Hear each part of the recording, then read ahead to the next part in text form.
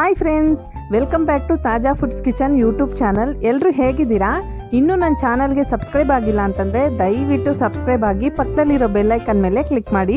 Bell icon ಮೇಲೆ click ಮಾಡೋದ್ರಿಂದ ನಾವು ಅಪ್ಲೋಡ್ ಮಾಡೋ ಪ್ರತಿಯೊಂದು ವಿಡಿಯೋ ಫಸ್ಟ್ ನೋಟಿಫಿಕೇಷನ್ ನಿಮಗೆ ಬರುತ್ತೆ. ಹಾಗೆ ನನ್ನ ವಿಡಿಯೋನ ಸ್ಕಿಪ್ ಮಾಡದೆ ಕೊನೆಯವರೆಗೂ ನೋಡಿ, ಲೈಕ್ ಮಾಡಿ, ಕಮೆಂಟ್ ಮಾಡಿ, ನಿಮ್ಮ ಫ್ಯಾಮಿಲಿ ಮತ್ತು ಫ್ರೆಂಡ್ಸಿಗೆ ಶೇರ್ ಮಾಡೋದನ್ನು ಮರಿಬೇಡಿ. ಸೊ ಬನ್ನಿ ಫ್ರೆಂಡ್ಸ್, ಇವತ್ತಿನ ರೆಸಿಪಿನ ಶುರು ಮಾಡೋಣ. ಇವತ್ತಿನ ರೆಸಿಪಿ ಸ್ವೀಟ್ ಕೋವಾ ಕಾಲಾ ಜಾಮೂನ್. ಕಾಲಾ ಜಾಮೂನ್ ಮಾಡೋದು ಹೇಗೆ ಅಂತ ಅಂದ್ಬಿಟ್ಟು ಇವತ್ತಿನ ರೆಸಿಪಿಲಿ ನೋಡೋಣ. ಹಾಗೆ ಸ್ವೀಟ್ ಕೋವಾನು ಕೂಡ ಹೇಗೆ ಮಾಡೋದು ಅಂತಂದ್ಬಿಟ್ಟು ಇವತ್ತಿನ ರೆಸಿಪಿಲಿ ನೋಡ್ತೀವಿ. ನಿಮ್ಗೇನಾದರೂ ಸ್ವೀಟ್ ಕೋವಾ ಸಪ್ರೇಟಾಗಿ ವಿಡಿಯೋ ಬೇಕು ಅಂತಂದರೆ ಕಮೆಂಟ್ ಮಾಡಿ. ನಾನು ಸಪ್ರೇಟಾಗಿ ಸ್ವೀಟ್ ಕೋವಾ ಮಾಡೋದು ಹೇಗೆ ಅಂತ ಅಂದ್ಬಿಟ್ಟು ಬ್ರೀಫಾಗಿ ಎಕ್ಸ್ಪ್ಲೇನ್ ಮಾಡಿ ಒಂದು ವಿಡಿಯೋ ಮಾಡ್ತೀನಿ. ತುಂಬ ಜ್ಯೂಸಿಯಾಗಿ ಬರುತ್ತೆ ಇದು ಕಾಲಾ ಜಾಮೂನು. ತುಂಬ ಚೆನ್ನಾಗಿರುತ್ತೆ ಫ್ರೆಂಡ್ಸ್, ಮಾಮೂಲಿ ಜಾಮೂನ್ಗಿಂತ ತುಂಬ ಚೆನ್ನಾಗಿರುತ್ತೆ. ಅದಕ್ಕೋಸ್ಕರ ಖಂಡಿತ ನೀವು ಈ ರೀತಿ ಕಾಲಾ ಜಾಮೂನ್ನ ನಾನು ಹೇಳೋ ಮೆಥಡಲ್ಲಿ ಮನೇಲಿ ಮಾಡಿ, ತುಂಬ ಚೆನ್ನಾಗಿ ಬರುತ್ತೆ. ಹಾಗೆ ನಾವು ಈ ಕಾಲಾ ಜಾಮೂನ್ಗೆ ಕೋವಾ ಹಾಕೋದ್ರಿಂದ ಇದ್ರ ಟೇಸ್ಟು ಡಬ್ಬಲ್ ಆಗುತ್ತೆ. ಸೊ ಬನ್ನಿ ಇವಾಗ ಕಾಲಾ ಜಾಮೂನ್ ಮಾಡೋದು ಹೇಗೆ ಅಂತ ಅಂದ್ಬಿಟ್ಟು ನೋಡೋಣ. ನಾನಿವತ್ತು ಕಾಲಾ ಗುಲಾಬ್ ಜಾಮೂನ್ ಮಾಡೋದಕ್ಕೆ ಆಶೀರ್ವಾದ್ ಇನ್ಸ್ಟಂಟ್ ಗುಲಾಬ್ ಜಾಮೂನ್ ಪೌಡರ್ ತೊಗೊಂಡಿದ್ದೀನಿ. 160 ಗ್ರಾಮ್ ಇದೆ ಇದು. ನೀವು ಯಾವ ಬ್ರ್ಯಾಂಡ್ ಬೇಕಾದರೂ ತೊಗೋಬಹುದು. ನಾನು ಈ ರೀತಿ ಗುಲಾಬ್ ಜಾಮೂನ್ ಪೌಡರ್ನ ಮೊದಲು ಒಂದ್ಸಲ ಈ ರೀತಿ ಜರಡಿ ಹಿಡ್ಕೊಳ್ತಿದ್ದೀನಿ. ಇದರಿಂದ ಗಂಟಾಗಿರುತ್ತೆ ಅಲ್ವಾ ಪೌಡರು, ಅದೆಲ್ಲ ಹೋಗಿ ನೀಟಾಗಿ ಸಿಗುತ್ತೆ ನಮಗೆ ಪೌಡರ್ ರೀತಿ. ಈ ರೀತಿ ಮಾಡೋದ್ರಿಂದ ನಮಗೆ ಜಾಮೂನ್ ಒಳಗಡೆ ಗಂಟು ಥರ ಹಿಟ್ಟು ಥರ ಸಿಗೋದಿಲ್ಲ. ಅದಕ್ಕೋಸ್ಕರ ಈ ರೀತಿ ಮಾಡ್ಕೊಳ್ತಿದ್ದೀನಿ. ಜಾಮೂನ್ ಹಿಟ್ಟನ್ನ ನಾವು ಜರಡಿ ಇಟ್ಕೊಂಡಿದ್ದಾದಮೇಲೆ ನಾನು ಒಂದು ಬೌಲ್ಗೆ ಮೆಷರ್ಮೆಂಟ್ಗೆ ಅಂತಂದ್ಬಿಟ್ಟು ತೊಗೊಂಡಿದ್ದೀನಿ. 1 ಬೌಲ್ ಆಗಿದೆ. ಅದಕ್ಕೆ ನಾನಿವಾಗ ಸ್ವಲ್ಪನೇ ಹಾಲನ್ನ ಹಾಕ್ಕೊಂಡು ಚೆನ್ನಾಗಿ ಮಿಕ್ಸ್ ಮಾಡ್ತಿದ್ದೀನಿ. ಮಿಕ್ಸ್ ಮಾಡಬೇಕಷ್ಟೇ, ನಾವು ಇದನ್ನ ನಾದೋ ಅವಶ್ಯಕತೆ ಇರೋದಿಲ್ಲ ಜಾಮೂನ್ ಹಿಟ್ಟನ್ನ ಯಾವಾಗ್ಲೂ ಅಷ್ಟೇ. ನೆಕ್ಸ್ಟು ನಾನು ಇದಕ್ಕೆ ಒಂದು ಸ್ವಲ್ಪ ಎಣ್ಣೆನ ಹಾಕ್ಕೊಂಡು ಚೆನ್ನಾಗಿ ಮಿಕ್ಸ್ ಮಾಡ್ಕೊಳ್ತಿದ್ದೀನಿ. ಒಂದು ಅರ್ಧ ಟೇಬಲ್ ಸ್ಪೂನ್ಗಿಂತ ಸ್ವಲ್ಪ ಕಡಿಮೆ ಆದರೆ ಸಾಕು. ಮಿಕ್ಸ್ ಮಾಡಿ ಮತ್ತೆ ಮೇಲೆ ಎಣ್ಣೆ ಎಲ್ಲನೂ ಅಪ್ಲೈ ಮಾಡಿ ಸೆಟ್ ಆಗೋದಕ್ಕೆ ಅಂತ ಒಂದು 10 ಮಿನಿಟ್ಸ್ ಬಿಡ್ತೀನಿ. ಈ ಟೈಮ್ನಲ್ಲಿ ನಾವು ಶುಗರ್ ಸಿರಪ್ನ ಪ್ರಿಪೇರ್ ಮಾಡ್ಕೊಳ್ಳೋಣ. ನಾನು 1 ಕಪ್ಪು ಜಾಮೂನ್ ಪೌಡರ್ ತೊಗೊಂಡಿದ್ದೆ, ಅದಕ್ಕೆ 2 ಕಪ್ಪು ಶುಗರ್ನ ತೊಗೋಬೇಕು. ಹಾಗೆ 2 ಕಪ್ಪು ನೀರನ್ನ ತೊಗೋಬೇಕಾಗುತ್ತೆ. ಶುಗರ್ ಸಿರಪ್ ಏನಾದರೂ ನಿಮಗೆ ಎಕ್ಸ್ಟ್ರಾ ಬೇಕು ಅಂತಂದರೆ ಇನ್ನೂ ಅರ್ಧ ಕಪ್ಪು ನೀರನ್ನ ಬೇಕಾದರೆ ನೀವು ಆ್ಯಡ್ ಮಾಡ್ಕೋಬೋದು. ನೆಕ್ಸ್ಟು ನಾನು ಇದಕ್ಕೆ 3 ಏಲಕ್ಕಿನ ಹಾಕ್ತಾಯಿದ್ದೀನಿ. ನೆಕ್ಸ್ಟು ನಾನು ಕಲರ್ಗೋಸ್ಕರ ಕೇಸರಿನ ನೀರಿನಲ್ಲಿ ನೆನೆಸಿಟ್ಟಿದ್ದೆ, ಆ ನೀರನ್ನ ಹಾಕ್ತಾಯಿದ್ದೀನಿ. ಕೇಸರಿ ಇದ್ದರೆ ಹಾಕಿ, ಇಲ್ಲ ಅಂತಂದರೆ ಸ್ಕಿಪ್ ಮಾಡ್ಬೋದು. ನಿಮ್ಗೇನಾದರೂ ಕಲರ್ ಬೇಕು ಅಂತಂದರೆ ಫುಡ್ ಕಲರ್ ಯೂಸ್ ಮಾಡ್ಬೋದು, ಇಲ್ಲ ಅಂತಂದರೆ ಹಾಗೆ ಕೂಡ ಮಾಡ್ಕೋಬಹುದು. ಜಾಮೂನ್ ಹಿಟ್ಟನ್ನ ಪ್ರಿಪೇರ್ ಮಾಡಿ ನಾವು ಒಂದು 10 ನಿಮಿಷ ಸೆಟ್ ಆಗೋದಕ್ಕೆ ಬಿಟ್ಟಿದ್ವಿ. ಈಗ 10 ಮಿನಿಟ್ಸ್ ಆಗಿದೆ. ಆಗಿದ್ದಾದಮೇಲೆ ನಾವು ಕೈಗೆ ಈ ರೀತಿ ಎಣ್ಣೆನ ಹಚ್ಕೊಂಡು ನಿಮಗೆ ಯಾವ ಶೇಪಲ್ಲಿ ಬೇಕು ಆ ಶೇಪ್ನಲ್ಲಿ ನೀವು ಜಾಮೂನ್ ಉಂಡೆಗಳನ್ನ ಪ್ರಿಪೇರ್ ಮಾಡ್ಕೋಬೇಕಾಗುತ್ತೆ. ನಾನಿವತ್ತು ಕೋವಾ ಕಾಲಾ ಗುಲಾಬ್ ಜಾಮೂನ್ ಮಾಡೋದ್ರಿಂದ ನಾನು ಓವೆಲ್ ಶೇಪ್ನಲ್ಲಿ ಉಂಡೆಗಳನ್ನ ಪ್ರಿಪೇರ್ ಮಾಡ್ಕೊಂಡಿದ್ದೀನಿ. ನಿಮ್ಗೆ ಯಾವ ಶೇಪ್ ಬೇಕು ಆ ಶೇಪ್ನಲ್ಲಿ ನೀವು ಪ್ರಿಪೇರ್ ಮಾಡ್ಕೊಳ್ಳಿ. ನೆಕ್ಸ್ಟು ನಾನು ಡ್ರೈ ಆಗಬಾರ್ದು ಅಂತಂದ್ಬಿಟ್ಟು ಒಂದು ಕಾಟನ್ ಬಟ್ಟೆನ ಒದ್ದೆ ಮಾಡಿ ಹಾಕ್ತಾಯಿದ್ದೀನಿ. ಸಕ್ಕರೆ ಎಲ್ಲ ಕರಗಿ ಶುಗರ್ ಸಿರಪ್ಪು ಪ್ರಿಪೇರ್ ಆಗಿದೆ. ನೋಡ್ತಿರ್ಬೋದು, ಒಂದೆಳೆ ಪಾಕ ಬಂದರೆ ಸಾಕು. ಇವಾಗ ಫ್ಲೇಮ್ನ ಆಫ್ ಮಾಡಿ ನೆಕ್ಸ್ಟು ನಾವು ಒಂದು ಬಾಣಲಿಗೆ ಎಣ್ಣೆನ ಹಾಕಿ ಕಾಯೋದಕ್ಕಿಟ್ಟಿದ್ವಿ. ಜಾಸ್ತಿ ಕಾಯಿಸ್ಬೇಡಿ, ಒಂದು ಮೀಡಿಯಮಾಗಿ ಕಾದರೆ ಸಾಕು. ಅದಕ್ಕೆ ನಾವು ಜಾಮೂನ್ ಉಂಡೆಗಳನ್ನ ಹಾಕಿ ಚೆನ್ನಾಗಿ ಫ್ರೈ ಮಾಡ್ಕೋಬೇಕಾಗುತ್ತೆ. ಮೀಡಿಯಮ್ ಟು ಲೋ ಫ್ಲೇಮಲ್ಲೇ ನಾವು ಫ್ರೈ ಮಾಡ್ಕೋಬೇಕು. ಕಾಲಾ ಜಾಮೂನ್ಗೂ ನಾರ್ಮಲ್ ಜಾಮೂನ್ಗೂ ಏನು ಡಿಫ್ರೆನ್ಸ್ ಅಂತಂದರೆ, ನಾವು ನಾರ್ಮಲ್ ಜಾಮೂನ್ನ ಜಸ್ಟು ಹೊಂಬಣ್ಣ ಬರೋವರೆಗೂ ಫ್ರೈ ಮಾಡ್ತೀವಿ. ಅಂದರೆ ಈಗ ನೋಡ್ತಿದ್ದೀರಲ್ವ, ಇಷ್ಟು ಬೆಂದರೆ ಸಾಕು. ನಾವು ಇದನ್ನು ತೆಗೆದು ನಾವು ಸಕ್ಕರೆ ಪಾಕದೊಳಗಡೆ ಹಾಕ್ತೀವಿ. ಆದರೆ ಕಾಲಾ ಜಾಮೂನ್ ಅಂದರೆ, ಕಾಲಾ ಅಂತಂದರೆ ಕಪ್ಪು, ಹೆಸರಲ್ಲಿರೋ ಹಾಗೆಯೇ ನಾವು ಕಾಲಾ ಜಾಮೂನ್ನ ಚೆನ್ನಾಗಿ ಫ್ರೈ ಮಾಡಬೇಕಾಗುತ್ತೆ. ಅದಕ್ಕೋಸ್ಕರ ಒಂದು ಸ್ಪೂನ್ನ ತೊಗೊಂಡು ಈ ರೀತಿ ತಿರುಗಿಸ್ತಾ ಇರಬೇಕಾಗುತ್ತೆ. ಈ ರೀತಿ ತಿರುಗಿಸೋದ್ರಿಂದ ಈವನ್ ಆಗಿ ಎಲ್ಲ ಸೈಡೂ ಚೆನ್ನಾಗಿ ಫ್ರೈ ಆಗುತ್ತೆ. ಮತ್ತು ಕಾಲಾ ಜಾಮೂನ್ನ ನಾವು ಫ್ರೈ ಮಾಡಬೇಕಾದ್ರೆ ಸ್ವಲ್ಪ ಟೈಮ್ ತೊಗೊಳುತ್ತೆ. ಯಾಕೆ ಅಂತಂದರೆ ನಾವು ಲೋ ಟು ಮೀಡಿಯಮ್ ಫ್ಲೇಮಲ್ಲೇ ಫ್ರೈ ಮಾಡ್ಕೋಬೇಕಾಗುತ್ತೆ. ಅದಕ್ಕೋಸ್ಕರ ಸ್ವಲ್ಪ ಟೈಮ್ ತೊಗೊಳುತ್ತೆ. ಈ ರೀತಿ ಚೆನ್ನಾಗಿ ಫ್ರೈ ಆಗಿದ್ದಾದಮೇಲೆ ನಾವು ಶುಗರ್ ಸಿರಪ್ಗೆ ಈ ಉಂಡೆಗಳನ್ನೆಲ್ಲ ಹಾಕಬೇಕಾಗುತ್ತೆ. ಮೇಯ್ನ್ ನಾವಿಲ್ಲಿ ಏನು ನೆನ್ಪಿಟ್ಕೋಬೇಕು ಅಂತಂದರೆ, ಕಾಲಾ ಜಾಮೂನ್ನಲ್ಲಿ ಶುಗರ್ ಸಿರಪ್ಪು ಬಿಸಿಯಾಗಿರಬೇಕು. ಬಿಸಿಯಾಗಿದ್ದಾಗ ನಾವು ಜಾಮೂನ್ ಉಂಡೆನ ಫ್ರೈ ಆಗಿರೋದನ್ನ ಹಾಕಬೇಕು. ಯಾಕೆ ಅಂತಂದರೆ ನಾವು ಚೆನ್ನಾಗಿ ಫ್ರೈ ಮಾಡಿರೋದ್ರಿಂದ ಜಾಮೂನ್ ಉಂಡೆಗಳು ಮೇಲೆ ಹಾರ್ಡ್ ಆಗಿರುತ್ತೆ. ಅದಕ್ಕೋಸ್ಕರ ಶುಗರ್ ಸಿರಪ್ ಬಿಸಿಯಾಗಿರಬೇಕು. ಬಿಸಿಯಾಗಿದ್ದಾಗ ನಾವು ಜಾಮೂನ್ ಉಂಡೆನ ಹಾಕಿದಾಗ ಮೇಲೆ ಹಾರ್ಡ್ ಆಗಿರುತ್ತೆ ಅಲ್ವಾ, ಅದೆಲ್ಲ ಸಾಫ್ಟಾಗಿ ಜಾಮೂನ್ ಉಂಡೆ ಒಳಗಡೆ ತನಕ ಸಿರಪ್ ಹೋಗಿ ತುಂಬ ಜ್ಯೂಸಿಯಾಗಿ ಡೆಲಿಷಿಯಸ್ ಆದ ಟೇಸ್ಟ್ ಕೊಡುತ್ತೆ.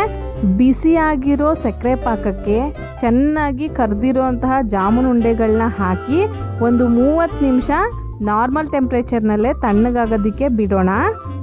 ತಣ್ಣಗಾಗೋ ಟೈಮ್ನಲ್ಲಿ ನಾವು ಕೋವನ ಪ್ರಿಪೇರ್ ಮಾಡಿಕೊಳ್ಳೋಣ. ಕೇವಲ 5 ನಿಮಿಷದಲ್ಲಿ ಮಿಲ್ಕ್ ಪೌಡರ್ನ ಯೂಸ್ ಮಾಡಿಕೊಂಡು ಕೋವಾ ಮಾಡೋದು ಹೇಗೆ ಅಂತಂದ್ಬಿಟ್ಟು ನೋಡೋಣ. ಅದಕ್ಕೆ ಮೊದಲಿಗೆ ನಾನು 1 ಕಪ್ನಷ್ಟು ಮಿಲ್ಕ್ ಪೌಡರ್ ತೊಗೊಂಡಿದ್ದೀನಿ. ಅದಕ್ಕೆ ಅರ್ಧ ಕಪ್ನಷ್ಟು ಹಾಲನ್ನ ತೊಗೊಂಡಿದ್ದೀನಿ. ಹಾಲನ್ನ ತೊಗೊಂಡು ಚೆನ್ನಾಗಿ ಮಿಕ್ಸ್ ಮಾಡ್ತಿದ್ದೀನಿ.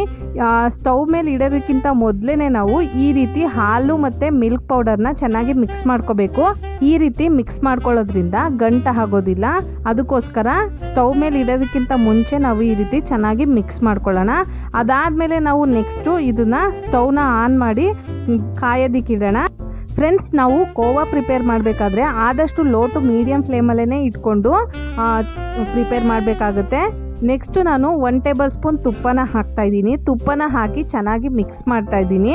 ನಾವು ಏನಂತಂದರೆ ಕೋವಾ ಪ್ರಿಪೇರ್ ಮಾಡಬೇಕಾದ್ರೆ ಚೆನ್ನಾಗಿ ನಾವು ತಿರುಗ್ತಾನೆ ಇರಬೇಕು, ಇಲ್ಲ ಅಂತಂದರೆ ತಳ ಹಿಡಿಯೋ ಚಾನ್ಸಸ್ ಇರುತ್ತೆ. ಅದಕ್ಕೋಸ್ಕರ ನೆಕ್ಸ್ಟು ನಾನು ಇದಕ್ಕೆ 2 ಟೇಬಲ್ ಸ್ಪೂನ್ ಶುಗರ್ನ ಹಾಕ್ತಾಯಿದ್ದೀನಿ. ನಾನಿವತ್ತು ಸ್ವೀಟ್ ಕೋವಾ ಮಾಡ್ತಿದ್ದೀನಿ. ಅದಕ್ಕೋಸ್ಕರ ನೀವೇನಾದರೂ ಸ್ವೀಟ್ ಕೋವಾ ಮಾಡಲ್ಲ ಅಂತಂದರೆ ಶುಗರ್ನ ಸ್ಕಿಪ್ ಮಾಡ್ಬೋದು. ನಾನು ಶುಗರ್ನ ಹಾಕಿ ಚೆನ್ನಾಗಿ ಮಿಕ್ಸ್ ಮಾಡ್ತಿದ್ದೀನಿ. ನೋಡ್ತಿದ್ದೀರಲ್ವ, ಕೇವಲ 5 ನಿಮಿಷದಲ್ಲೇ ಪ್ರಿಪೇರ್ ಆಗಿಬಿಡುತ್ತೆ. ಈ ರೀತಿ ಬಂದಾಗ ನೀವು ಫ್ಲೇಮ್ನ ಟರ್ನ್ ಆಫ್ ಮಾಡಿ. ನಾವು ಜಾಮೂನ್ ಉಂಡೆನೆಲ್ಲ ಬಿಸಿಯಾದ ಸಕ್ಕರೆ ಪಾಕಕ್ಕೆ ಹಾಕಿ ಸೆಟ್ ಆಗೋದಕ್ಕೆ ಅಂತಂದ್ಬಿಟ್ಟು ನಾರ್ಮಲ್ ಟೆಂಪ್ರೇಚರ್ನಲ್ಲಿ 30 ನಿಮಿಷ ಇಟ್ಟಿದ್ವಿ. 30 ನಿಮಿಷ ಆಗಿದೆ. ನೆಕ್ಸ್ಟು ನಾನು ಈ ರೀತಿ ಜಾಮೂನ್ ಉಂಡೆನ ಸಪ್ರೇಟಾಗಿ ತಗೊಂಡು ಮಧ್ಯಕ್ಕೆ ಕಟ್ ಮಾಡ್ತಿದ್ದೀನಿ.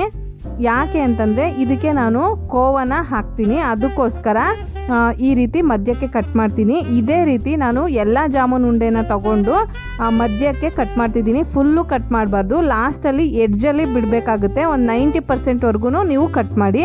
ಇದೇ ರೀತಿ ನಾನು ಎಲ್ಲನೂ ಕಟ್ ಮಾಡ್ತಿದ್ದೀನಿ. ಫ್ರೆಂಡ್ಸ್, ಯಾರಾದರೂ ಸಬ್ಸ್ಕ್ರೈಬ್ ಆಗದೆ ವಿಡಿಯೋ ನೋಡ್ತಿದ್ದೆ ದಯವಿಟ್ಟು ನಮ್ಮ ಚಾನಲ್ಗೆ ಸಬ್ಸ್ಕ್ರೈಬ್ ಆಗಿ, ಹಾಗೆ ನಿಮ್ಮ ಫ್ಯಾಮಿಲಿ ಮತ್ತು ಫ್ರೆಂಡ್ಸಿಗೆ ಶೇರ್ ಮಾಡೋದನ್ನು ಮರಿಬೇಡಿ.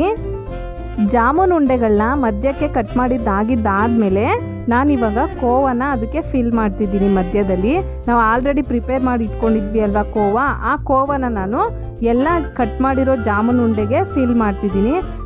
ಫ್ರೆಂಡ್ಸ್, ನಾರ್ಮಲ್ ಜಾಮೂನ್ ಮಾಡೋದ್ರ ಬದಲು ಈ ರೀತಿ ಕಾಲಾ ಜಾಮೂನ್ ಮಾಡಿ.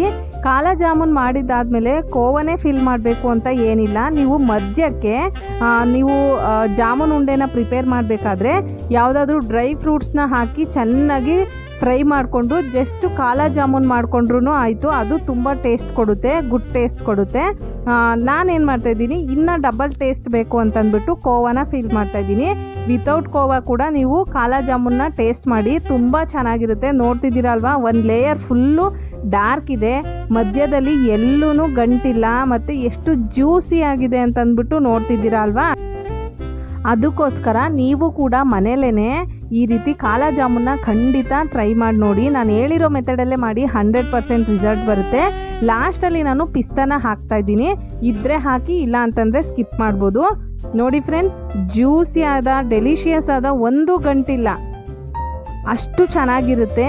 ಡಾರ್ಕಾಗಿ ನಾವು ಚೆನ್ನಾಗಿ ಫ್ರೈ ಮಾಡಿರೋದ್ರಿಂದ, ಅದು ಶುಗರ್ ಸಿರಪ್ ಒಳಗಡೆ ಚೆನ್ನಾಗಿ ಮಿಕ್ಸ್ ಆಗಿರೋದ್ರಿಂದ ತುಂಬ ಟೇಸ್ಟ್ ಕೊಡುತ್ತೆ ಫ್ರೆಂಡ್ಸ್. ಹಾಗೆ ನೀವು ವಿತೌಟ್ ಕೋವಾ ಕೂಡ ನೀವು ಕಾಲಾ ಜಾಮೂನ್ನ ಪ್ರಿಪೇರ್ ಮಾಡ್ಕೋಬೋದು. ಕಾಲಾ ಜಾಮೂನ್ ಮಾಡಬೇಕಾದ್ರೆ ನಾವು ಮೇಯ್ನ್ ನೆನ್ಪಿಟ್ಕೋಬೇಕಾಗಿರೋ ಅಂತಹ ಅಂಶ ಯಾವುದು ಅಂತಂದರೆ, ಒಂದು, ನಾವು ಜಾಮೂನ್ ಉಂಡೆನ ರೆಡಿ ಮಾಡ್ಕೊಂಡಿದ್ದಾದಮೇಲೆ ಎಣ್ಣೆ ಜಾಸ್ತಿ ಕಾದಿರಬಾರ್ದು, ಮೀಡಿಯಮಾಗಿ ಕಾದಿರಬೇಕು.